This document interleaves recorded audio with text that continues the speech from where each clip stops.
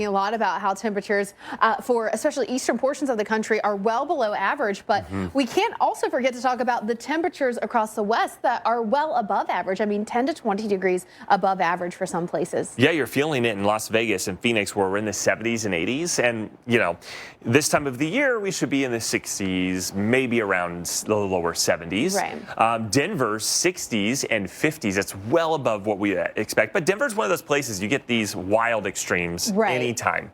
Denver is a roller coaster for your temperatures. Now, by Thursday, we are seeing the cold intensifying across the mid-Mississippi Valley, the Ohio Valley as well. But you'll also notice it's stark contrast. I mean, go from the plains east, and we've got below average temperatures. Meanwhile, in the west, we're still staying above average. You'll see it in a place like Rapid City, where it will be in the 60s versus like the teens. Right. In Sioux Falls, where we're in that Arctic air. That pattern's making all the difference. Friday, you will start to notice that we're seeing those above average temperatures bleed a little bit farther eastward, as we're going to see a little bit of a shift in our pattern. So let's walk you through the weekend, because next week has some interesting features that we want to watch. There's that rain we were talking about in Texas. You can see our Arctic air kind of retreating north. We get a bigger trough to come through, and notice the angle of this is much deeper. So that tells us we got a lot of energy we're going to be working with, and we can have an eventful start to the week with not only snow, Felicia, but also some thunderstorms, maybe even severe weather. Yeah, so a big active pattern for next week.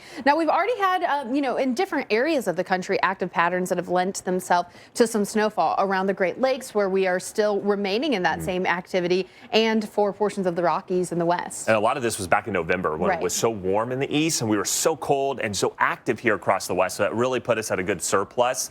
The northern plains have done pretty well. And heading into next week, we wanted to show you some of the models and some of the signals that we're looking at. So a lot of snow here for the Rockies, and also into the upper Midwest. Places like Minneapolis could see some good opportunities for snow, as could Chicago, and of course here around the Great Lakes, where we're going to continue with some active patterns. So that's the American model, and you'll notice some of the higher totals there across Colorado and then around the Great Lakes region. Now, both the European and the American model, so now you're looking at the European forecast, the extended forecast here, have some pretty potent systems, have some rainmakers, some snowmakers, but they do have a little bit of a differentiation in where they want to put all of that winter weather and the amount of it. And, you're balancing a lot of things. How much does our Arctic air moderate before this all arrives? How cold's the next batch when we're talking 7 days out? So a lot can change, but at least by now we're looking at signals and patterns, and we'll see if the string continues. So we're at that time of year where we've had enough cold air. A lot of the ponds and smaller creeks and streams, even in your neighborhood subdivision, you think they have the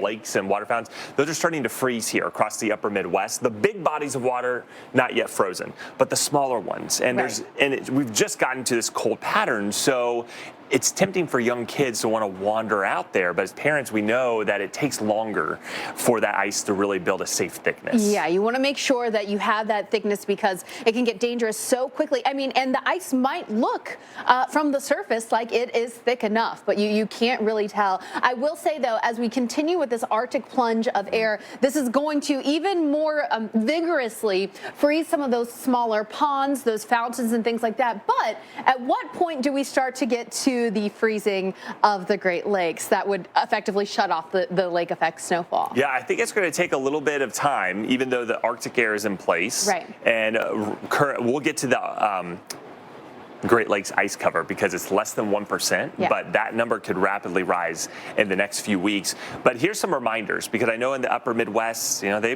base their recreation on ice thickness, right? And so for fishing, walking, and ice skating, you want it to be about 4 inches thick, and there's ways to test it. You can kind of break it into the ice, or you get an ice auger that actually measures the ice. But for vehicles and snowmobiles, you want it to be much thicker, Felicia. Yeah, you can see where you're getting up into cars or sedans, or especially a truck. I mean, especially if you're driving a truck out on the ice, you have to make sure that is a foot or more in thickness of that frozen ice, because, especially the lake might not be frozen uniformly either. So you really want to make sure you have some of that extra padding in ice layer before you're driving vehicles, or, even yourself walking out on that ice. So we've had the lake effect snow, and a lot of people are like, wow, it's been cold now for about a week. How much ice is on the bigger lakes, like Lake Erie and Lake Ontario and Lake Michigan? Michigan, very little, but that's not unusual. We're early in the season, right? And you really start to see the ice thickness go up as we get towards, say, January and then into the heart of winter. It all depends on the pattern. Right now, we're looking at about 0.25% of the Great Lakes in our current ice cover. Takes water a little bit longer for that temperature to regulate, not as quickly as, say, land. Speaking of ice on land, though, we saw some issues in North Carolina.